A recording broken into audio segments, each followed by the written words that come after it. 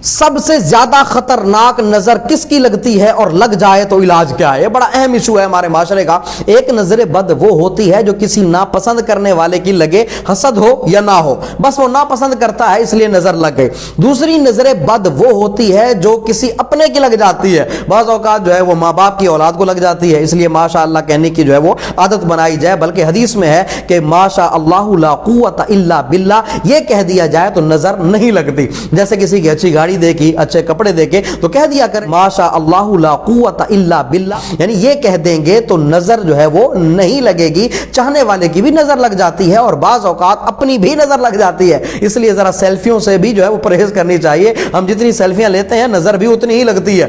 تیسری نظر ہوتی ہے حاسد کی نظر، جو آپ سے جلنے والا ہے، اس کی جو نظر ہوتی ہے یہ بہت زیادہ خطرناک ہوتی ہے، شدید خطرناک ہوتی ہے۔ اور یہ نظر لگتی کیسے ہے؟ کہا کہ انسانی جو نظریں ہیں نا، انسانی نظروں سے جو شعاعیں نکلتی ہیں، ان شعاعوں میں زہریلا پن بھی ہوتا ہے۔ شعاعوں کا تو سب کو ہی پتا ہوتا ہے، کوئی نفرت سے دیکھے تو بھی پتا چل جاتا ہے، کوئی محبت سے دیکھے تو بھی پتا چل جاتا ہے، لیکن جب کوئی حسد کی نگاہ سے کسی کو دیکھتا ہے تو جو حسد کا زہر اس کے دماغ میں پیدا ہوتا ہے نا، وہ ان شعاعوں کے ذریعے سامنے والے پر اثر کرتا ہے اور اس کو نقصان پہنچاتا ہے۔ اس لیے حسد والے کی نظر بڑی شدید ہوتی ہے، اس لیے کہا گیا کہ اپنی نعمتیں چھپا کر حاسدوں سے بچو۔ بلا وجہ ہر ایک کے سامنے اپنے کاروبار کی باتیں، اپنے پیسے کی باتیں، تعلقات کی باتیں نہیں کرنی چاہیے۔ میں اتنا کما رہا ہوں، میرے پاس اتنا پیسہ ہے، میرا بیٹا اتنا کما رہا ہے، تو یہ باتیں لازمی ہے لوگوں سے چھپانی چاہیے، خاص طور پر کسی محروم آدمی کے سامنے۔ ایک یہ ہے کہ ایک کاروباری آدمی دوسرے کاروباری آدمی سے بات کرے، وہاں بھی تھوڑی احتیاط کرنی چاہیے۔